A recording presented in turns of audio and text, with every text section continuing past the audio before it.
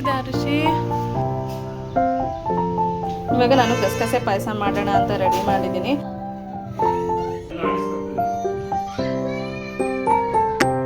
Happy anniversary. I just told him. ನೆನೆ ಸಂಡಿಗೆ ಮಾಡಿದ್ನಲ್ವಾ, ಇಷ್ಟು ಒಣಗಿತ್ತು. ಇವಾಗ ಬೆಳಗ್ಗೆನೇ ಎದ್ದ ತಕ್ಷಣ ಈ ಥರ ಆಚೆಗಡೆ ಇಟ್ಬಿಟ್ಟಿದ್ದೀನಿ. ನಮ್ಮ ಮನೆ ಹತ್ರ 12 ಗಂಟೆವರೆಗೂ ಚೆನ್ನಾಗಿ ಬಿಸಿಲು ಬರುತ್ತೆ. ಇಲ್ಲೇ ಒಂದು 2-3 ದಿನ ಈ ರೀತಿ ಚೆನ್ನಾಗಿ ಒಣಗಿಸ್ಕೊಂಡು ಎತ್ತಿ ಒಂದು ಡಬ್ಬಕ್ಕೆ ತುಂಬಿಕೊಂಡ್ರೆ ಸಾಕಾಗುತ್ತೆ. ಅದಕ್ಕೆ ಇವಾಗ ಇಲ್ಲಿ ಇಟ್ಟಿದ್ದೀನಿ. ಇನ್ನೂ ಸ್ವಲ್ಪ ಒಣಗಬೇಕಂದ್ರೆ ಬೇಕಾದ್ರೆ 12 ಗಂಟೆ ಮೇಲೆ ತೊಗೊಂಡೋಗಿ ಫಸ್ಟ್ ಫ್ಲೋರ್ ಇಟ್ಟರಾಯ್ತು. ಹಾಯ್, ಎಲ್ರಿಗೂ ನಮಸ್ಕಾರ. Welcome back to my YouTube channel. ನಾನು ಇವತ್ತು ಮಧ್ಯಾಹ್ನದಿಂದ ಬ್ಲಾಗ್ನ ಶುರು ಮಾಡ್ತಾ ಇದ್ದೀನಿ. ಇವತ್ತು ನಮ್ಮದು ಆ್ಯನಿವರ್ಸರಿ ಇದೆ, ಹಾಗೆ ಹುಣ್ಣಿಮೆ ಅಲ್ವಾ, ಅದಕ್ಕೆ ಮನೆಯೆಲ್ಲ ಸ್ವಲ್ಪ ಕ್ಲೀನ್ ಮಾಡಿ ಪೂಜೆ ಮಾಡೋಷ್ಟರಲ್ಲಿ ಮಧ್ಯಾಹ್ನ ಆಯಿತು.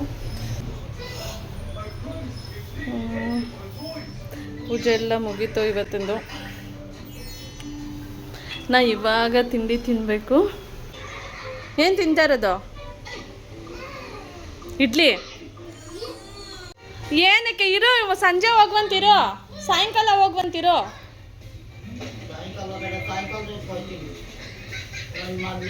ನೀನು ಇವತ್ತು ಹುಣ್ಣಿಮೆ ಪೂಜೆ ಮಾಡಬೇಕು. ಹುಣ್ಣಿಮೆ ಮುಗ್ದೋಯ್ತು.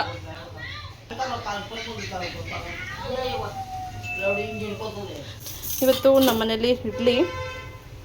ಪೂಜೆ ಮಾಡಿ ತಿಂಡಿ ತಿನ್ನೋಷ್ಟರಲ್ಲಿ 1 ಗಂಟೆ ಆಯಿತು.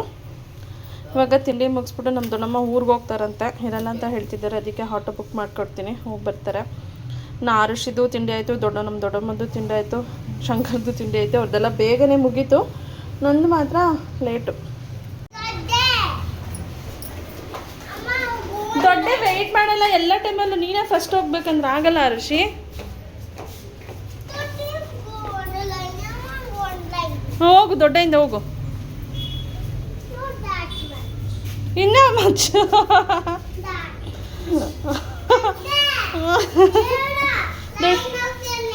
ದೊಡ್ಡ ಕಿವಿ ಕೇಳಿಸಲ್ಲಮ್ಮ.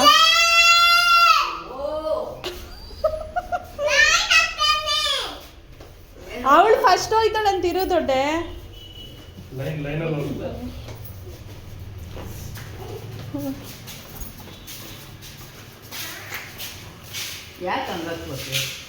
ನಿಂಗೆ ಕಿವಿ ಕೇಳಿಸಲ್ಲ ಅದಕ್ಕೆ.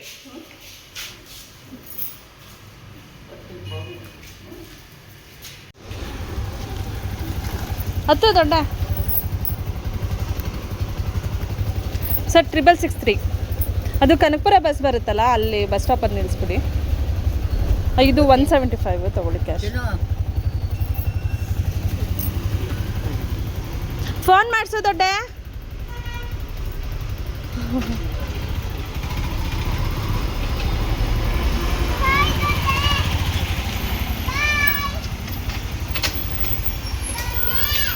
ಬರ್ತಾರಿರೋ.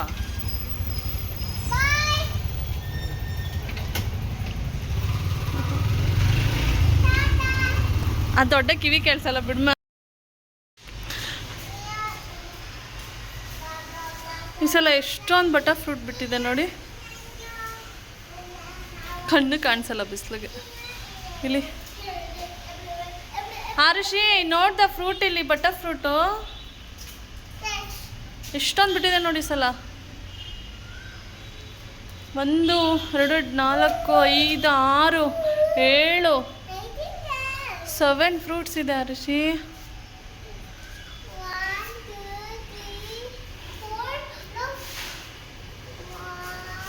ಕೌಂಟ್ ಮಾಡ್ತಾ ಇದೆಯಾ?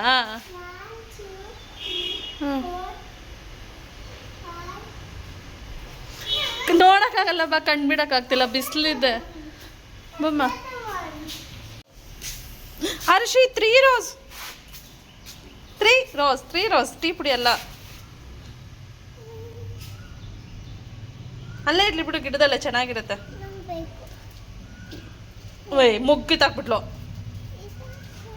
ಅಲ್ಲೋಡ, ಮುಗ್ಗಿ ತಾಕ್ತಿರೋದು ಸಾಕು. ಒಂದು ಬಿಡು ಸಾಕು. ಏನು ಮಾಡ್ತೀಯ ತಗೊಂಡೋಗಿ? ಏನು ಮಾಡ್ತೀಯ ಇಲ್ಲಿ? ಹಾಂ ಅಲ್ಲ, ಈ ಗಿಡ ದೊಡ್ಡದಾದ್ರೆ ಎಷ್ಟೊಂದು ರೋಸ್ ಬಿಡುತ್ತೆ ಅನ್ಸುತ್ತಿದ್ದು. ಗಿಡ ದೊಡ್ಡದಾದ್ರೆ ಎಷ್ಟೊಂದು ರೋಸ್ ಬಿಡುತ್ತೆ ಅನ್ಸುತ್ತೆ. ಅನ್ನ ಚೋಟ ಪಪ್ಪಾಯ ನೋಡಿ ಹೆಂಗೆ ಹಣ್ಣಾಗ್ಬಿಟ್ಟಿದೆ. ಇದು ಏನು ಬೆಳ್ಳಿ ಅಂತ ಚಾಟ್ ಜಿಪಿಟಿಲಿ ಹಾಕಿರ ಹೇಳ್ತಾ ಇದ್ದೋ ಅಲ್ವಾ? ನೋಡಿ ಹೆಂಗೆ ಅಡ್ಕೊಂಡು ಹೋಗಿದೆ. ಚಾಟ್ ಜಿಪಿಟಿಲಿ ಹಾಕ್ಬೇಕು. ಚಾಟ್ ಜಿಪಿಟಿನ ಇನ್ನೊಂದು ಆ್ಯಪ್ ಯಾವುದೋ ಇದೆ ಪುಟ್ಟ, ಇಲ್ಲ ಜಮೀನಲ್ಲಿ ಹಾಕೋಣ ಅಂದರೆ ಇನ್ನೂ ಚೆನ್ನಾಗೆಲ್ಲ ಹರಡ್ಕೊಂಡಿದ್ದಾವೆ ಗಿಡಗಳು ಮಳೆ ಶುರು ಆದಮೇಲೆ. ಇದಂತೂ ಮ್ಯಾಂಗೋದು ಟ್ರೀ ಅಂತೂ ಬೇಗನೆ ಚಿಗುರ್ಕೊಂಬಿಡ್ತು, ಬೇಗ ಮ್ಯಾಂಗೋ ಟ್ರೀ ಅಂತೂ ಬೇಗ ಚಿಗುರುತ್ತಾ ಇದೆ.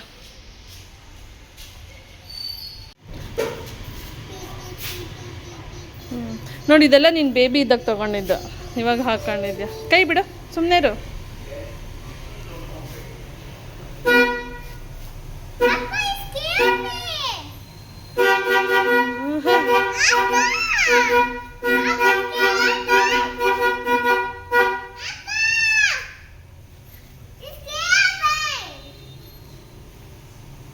ಹೋಗು, ಆನ್ ಮಾಡ್ಬೇಕಂದಲ್ಲ, ಮಾಡ್ಬಿಟ್ಟು ಬರೋಕೆ ಹೋಗು ಬಾ. ಹೂ ನೋಡಿ ತಗೊಂಬಂದಿಲ್ಲಿ ಇಟ್ಟಿರೋದು, ಸಾಕು ಬಾ. ಹಂಗೆ ಮಾಡ್ತಾರೆ ನೋಡು, ಸುಮ್ಮನೆ ಪ್ರೆಸ್ ಮಾಡಿದ್ರೆ ಹಾರ್ನ್ ಬರುತ್ತಲ್ಲ. ಕಮ್, ಜೋರಾಗಿ ಅಲ್ಲಿಂದ ಬರೋಕೆ ಹೋಗು, ಲೈಟ್ ಬರುತ್ತೆ ಅದರಲ್ಲೇ.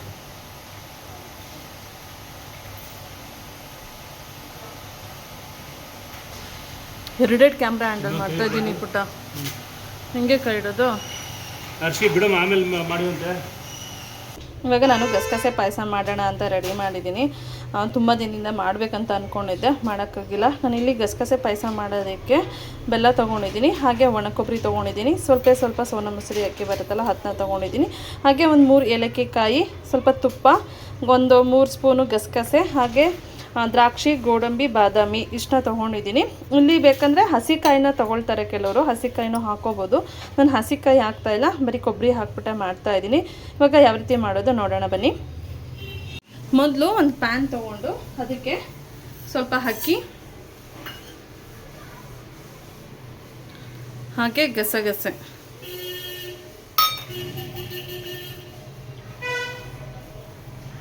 ಹಾಗೆ ಒಂದು 5 ಬಾದಾಮಿ, 4 ಗೋಡಂಬಿ ತೊಗೊಂಡಿದ್ದೀನಿ. ಇವಾಗ ಇಷ್ಟನ್ನು ಡ್ರೈ ರೋಸ್ಟ್ ಮಾಡ್ಕೋಬೇಕು.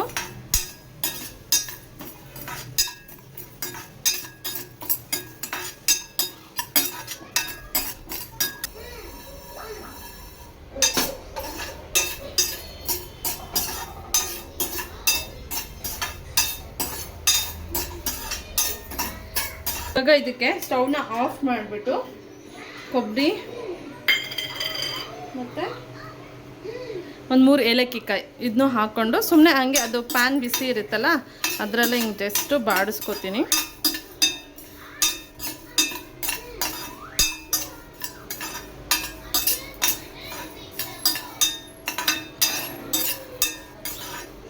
ಈ ಗಸಗಸೆ ಪಾಯಸನ ಒಬ್ಬೊಬ್ಬರು ಒಂದೊಂದು ರೀತಿ ಮಾಡ್ತಾರೆ, ಒಂದು 2-3 ಥರ ಮಾಡ್ತಾರೆ. ನಾನು ಬರೀ ಕೊಬ್ಬರಿ ಹಾಕ್ಬಿಟ್ಟು ಮಾಡ್ತಾಯಿದ್ದೀನಿ. ಕೆಲವರು ಹಸಿಕಾಯಿ, ಹಾಲು ಎಲ್ಲ ಹಾಕ್ಬಿಟ್ಟು ಮಾಡ್ತಾರೆ. ನಾನು ಅದೆಲ್ಲ ಏನೂ ಹಾಕಲ್ಲ, ಬರೀ ಇಷ್ಟೇ ಹಾಕ್ಬಿಟ್ಟು ಮಾಡೋದು. ಇದು ಸ್ವಲ್ಪ ಹಾಗೆ ತಣ್ಣಗಾಗಲಿ. ಅಷ್ಟರಲ್ಲಿ ಇನ್ನೊಂದು ಪಾತ್ರೆಗೆ ಬೆಲ್ಲ ನೀರು ಕರಗಿಸ್ಕೊಳ್ಳೋಣ. ಇಷ್ಟು ಬೆಲ್ಲ ತೊಗೊಂಡಿದ್ದೀನಿ. ಇನ್ನೂ ಸ್ವಲ್ಪ ಸಿಹಿ ಜಾಸ್ತಿ ಬೇಕು ಅನ್ನೋರು ಇನ್ನೂ ಸ್ವಲ್ಪ ಜಾಸ್ತಿ ಬೆಲ್ಲ ತೊಗೋಬೋದು. ಅದಕ್ಕೆ ಸ್ವಲ್ಪ ನೀರು ಹಾಕ್ಕೊಂಡು ಬೆಲ್ಲ ಕರಗಿಸ್ಕೊಳ್ತಾ ಇದ್ದೀನಿ. ಯಾಕಂದರೆ ಏನಾದ್ರು ಕಸ ಕಡ್ಡಿ ಇರುತ್ತೆ ಅಂತ, ಇಲ್ಲಾಂದರೆ ಹಾಗೆ ಡೈರೆಕ್ಟಾಗೂ ಕೂಡ ಹಾಕ್ಕೋಬೋದು. ಕರಗಿಸಿ ಹಾಕ್ಕೊಂಡ್ರೇ ಬೆಸ್ಟು, ಸೋಸ್ಕೊಂಡು ಹಾಕ್ಕೋಬೋದು. ಬೆಲ್ಲ ಆ ಕಡೆ ಕರಗ್ತಾ ಇರಲಿ. ಇವಾಗ ಇದನ್ನು ರೋಸ್ಟ್ ಮಾಡಿದ್ದೀವಲ್ಲ, ಇದನ್ನು ಇವಾಗ ರುಬ್ಕೊಂಬರೋಣ.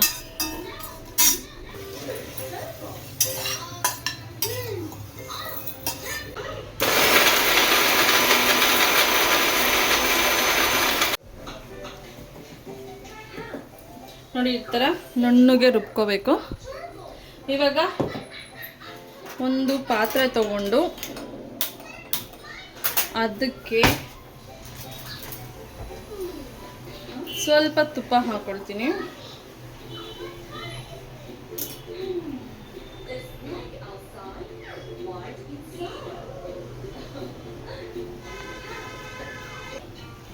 ತುಪ್ಪಕ್ಕೆ ಸ್ವಲ್ಪ ದ್ರಾಕ್ಷಿ, ಗೋಡಂಬಿ ಹಾಕ್ಕೊಂಡು ಫ್ರೈ ಮಾಡ್ಕೋಬೇಕು.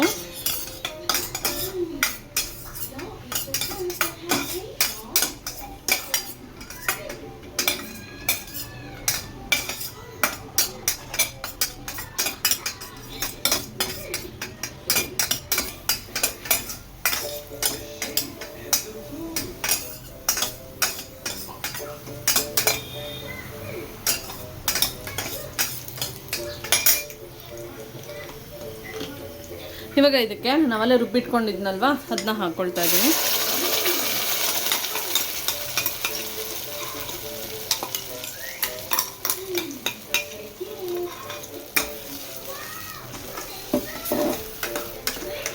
ಇವಾಗ ಇದಕ್ಕೆ ಬೆಲ್ಲ ನೀರು ಕರಗಿಸಿಟ್ಕೊಂಡಿದ್ನಲ್ಲ ಅದನ್ನ ಹಾಕ್ಕೊಳ್ತೀನಿ.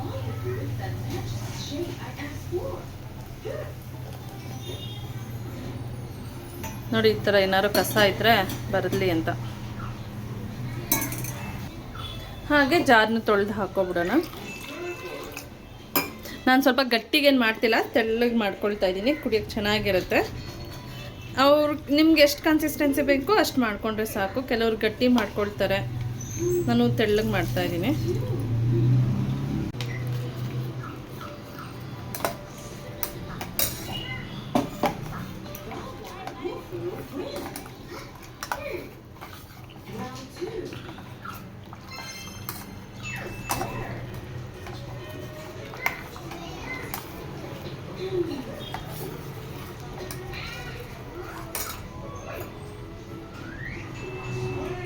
ನಮಗೆ ಎಷ್ಟು ಬೇಕಷ್ಟು ನೀರು ಹಾಕ್ಕೊಳ್ಳೋದು.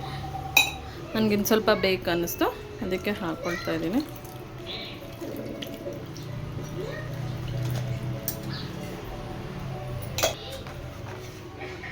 ನೋಡಿ, ನನಗಿಷ್ಟು ಕನ್ಸಿಸ್ಟೆನ್ಸಿ ಇದ್ದರೆ ಸಾಕು ಅನ್ನಿಸ್ತು, ಅದಕ್ಕೆ.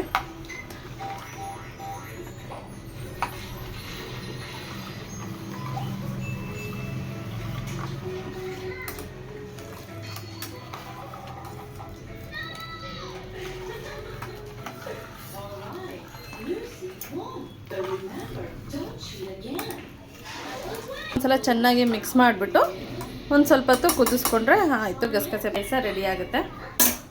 ಇವಾಗ ಅದು ಕುದಿಯೋಕೆ ಬಿಟ್ಬಿಡೋಣ. ನೋಡಿ, ಕುದೀತಾ ಇದೆ.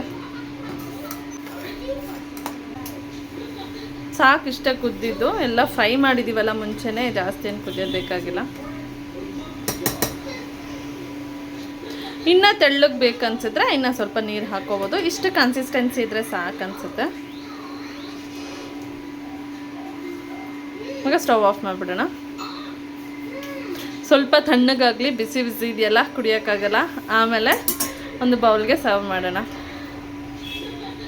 ಇವಾಗ ಇದು ಸ್ವಲ್ಪ ತಣ್ಣಗಾಗಿದೆ. ಇವಾಗ ಟೇಸ್ಟ್ ನೋಡೋಣ. ನನ್ನ ಮಗಳು ಹರುಷಿ ಅದು ಕುಡಿಯೋಲ್ಲ ಅಂತ ಅಂದ್ಕೊಂಡಿದ್ದೆ. ಅವಳಿಗೆ ಕುಡಿಸಿದಾಗ ಅವಳು ಒಂದು ಕಪ್ಪು ಕುಡಿದ್ಲು, ಚೆನ್ನಾಗಿತ್ತು ಅಂತ. ನಾನು ಇಷ್ಟೇ ಮಾಡಿದ್ದು 1 ಟೈಮ್ಗೆ ಆಗೋಷ್ಟು ಅಷ್ಟೇ, ಎಲ್ಲನೂ ಖಾಲಿ ಆಯಿತು. ಈ ಗಸಗಸೆ ಪಾಯಸ ಆರೋಗ್ಯಕ್ಕೆ ತುಂಬ ಒಳ್ಳೆಯದು. ಯಾವಾಗಲೂ ಮೈಕೈ ನೋವಿದ್ದಾಗ ಈ ರೀತಿ ಮಾಡ್ಕೊಂಡು ಕುಡಿದ್ರೆ ಎಷ್ಟು ಹಾಯ್ ಅನಿಸುತ್ತೆ ಗೊತ್ತಾ. ಮೈಕೈ ನೋವೆಲ್ಲ ಹೋಗುತ್ತೆ, ಹಾಗೆ ನಿದ್ದೆನೂ ಕೂಡ ಚೆನ್ನಾಗಿ ಬರುತ್ತೆ. ಅದಕ್ಕೆ ಶಂಕರ್ ಹೇಳ್ತಾ ಇದ್ರು, ತಿಂಗ್ಳಿಗೆ ಒಂದ್ಸಲ ಈ ರೀತಿ ಗಸಗಸೆ ಪಾಯಸ ಮಾಡಿಕೊಡು, ಚೆನ್ನಾಗಿರುತ್ತೆ ಅಂತ. ನೆಕ್ಸ್ಟ್ ಟೈಮು ಹಾಲು, ಹಸಿಕಾಯಿ ಎಲ್ಲ ಹಾಕ್ಬಿಟ್ಟು ಮಾಡ್ತಾರಲ್ವ, ಆ ಥರ ಒಂದ್ಸಲ ಟ್ರೈ ಮಾಡ್ಬೇಕು ಅಂದ್ಕೊಂಡಿದ್ದೀನಿ. ಮಾಡಿದಾಗ ತೋರಿಸ್ತೀನಿ ಅದು ಯಾವ ರೀತಿ ಟೇಸ್ಟ್ ಇರುತ್ತೆ ಅಂತ. ಎಲ್ಲ ಥರ ಟ್ರೈ ಮಾಡಿ ನೋಡಬೇಕು.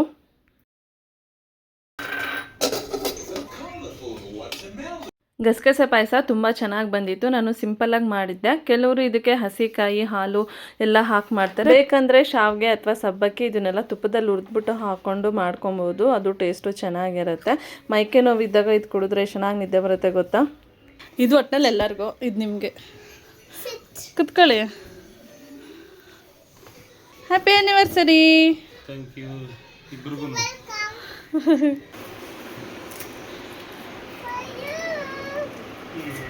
ಚೆನ್ನಾಗಿದೆಯಾ? ತೋರಿಸಿ. ಫ್ಯಾಮಿಲಿದು ರಿಮೆಂಬರ್ ಆಗಿರುತ್ತೆ ಅಂತ. ಇದು ಇನ್ಸ್ಟಾಗ್ರಾಮ್ ಪೇಜಲ್ಲಿ ಅದು ಮಾಡ್ಬಿಟ್ಟಿದ್ರು ಶಂಕರ್ಗೆ, ಅದಕ್ಕೆ ಅದು ನಾನೇ ಮಾಡಿಬಿಟ್ಟೆ. ಚೆನ್ನಾಗಿದೆಯಾ? ಇಷ್ಟ ಆಯ್ತಾ?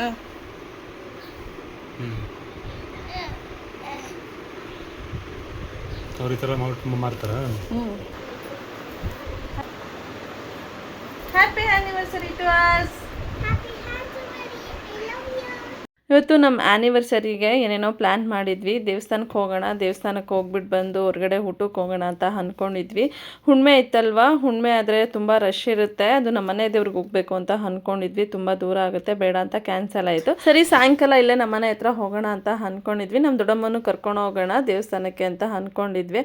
ಅವ್ರು ನಾನು ಇರಲ್ಲ, ಹೋಗ್ತೀನಿ ಅಂತ ಹೇಳಿದ್ರು. ಸರಿ ಸಾಯಂಕಾಲ ಆದರೂ ನಾವು ರೆಡಿ ಆಗಿಬಿಟ್ಟು ದೇವಸ್ಥಾನಕ್ಕೆ ಹೋಗೋದೋ ಇಲ್ಲ ಮಾಲ್ಗೆ ಹೋಗ್ಬಿಟ್ಟು ರಾತ್ರಿಗೆ ಡಿನ್ನರ್ಗೆ ಹೋಗೋಣ ಅಂತ ಪ್ಲ್ಯಾನ್ ಹಾಕಿದ್ವಿ. ಇನ್ನು ಶಂಕರ್ ಏನೋ ಕೆಲಸ ಮಾಡ್ತಾಯಿದ್ರು. ಇನ್ನು ಅವರು ರೆಡಿ ಆಗೋಷ್ಟರಲ್ಲಿ 7 ಗಂಟೆ ಆಯಿತಾ, ಅಷ್ಟರಲ್ಲಿ ಜೋರು ಮಳೆ ಶುರುವಾಯಿತು.